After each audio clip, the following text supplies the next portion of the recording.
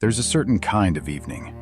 No deadlines, no unanswered calls, nothing urgent pulling at you.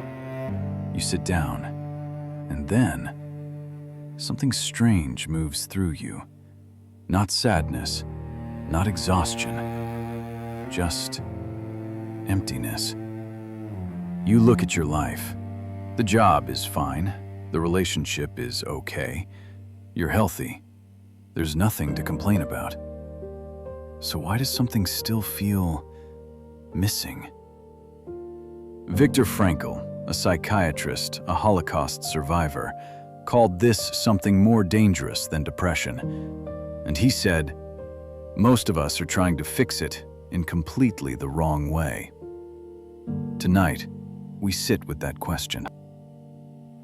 Imagine someone, let's call him Jake, 31 years old, project manager in Austin, Texas.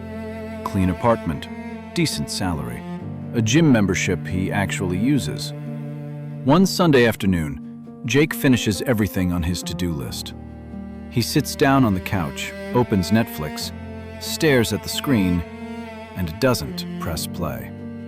Not because there's nothing good, but because in that moment he realizes no show, not even the best one, is going to fill whatever this is. He opens Instagram, scrolls, closes it, texts a friend, "Hey, what are you up to?" Then doesn't read the reply. Gets up to make coffee, takes one sip, leaves it on the kitchen counter to go cold. You know that feeling? When your body is doing something but your mind is somewhere else entirely. Most of us, when we feel this, will tell ourselves one of two things. I must be ungrateful. Or, maybe I'm depressed. But Frankl said, neither of those is quite right. This is a different kind of emptiness. He called it the existential vacuum. You're not lacking gratitude. You're not broken. You're missing something the mind cannot manufacture on its own. Meaning. And here's what's striking. The existential vacuum doesn't discriminate. It doesn't care how much money you make, how educated you are, or how successful you look from the outside. In fact, Frankl observed it most often in people who finally had enough room to slow down and feel the emptiness that was always there. He called it Sunday neurosis, the quiet dread that creeps in when the work stops, when the distractions fall away, when you're left alone with yourself. And in that silence, an old question rises. What am I actually living for?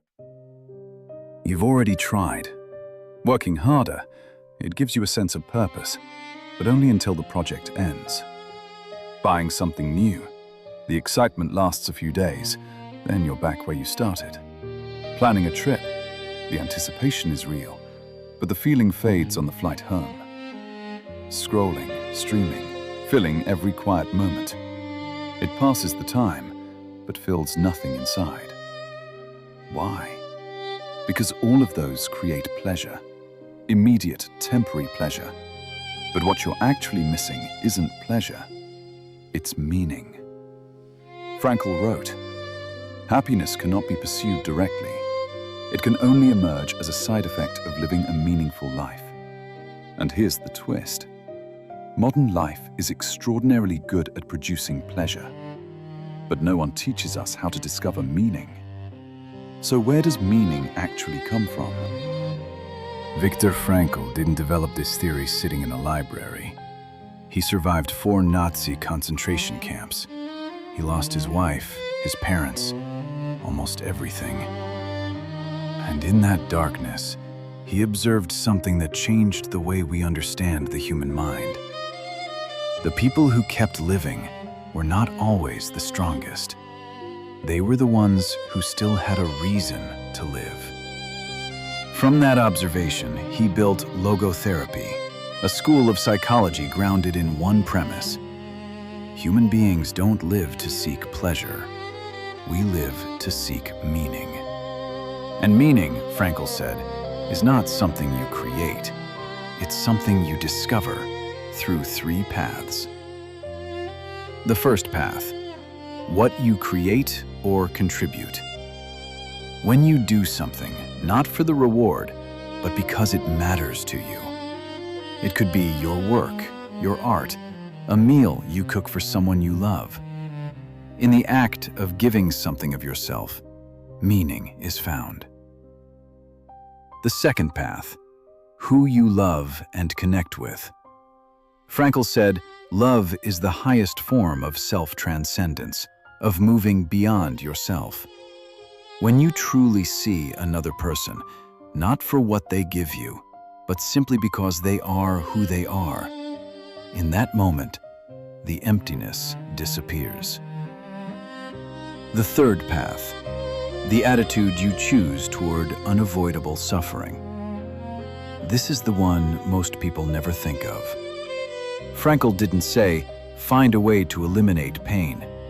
He said, when suffering cannot be avoided, the way you choose to stand in front of it is itself a meaningful act.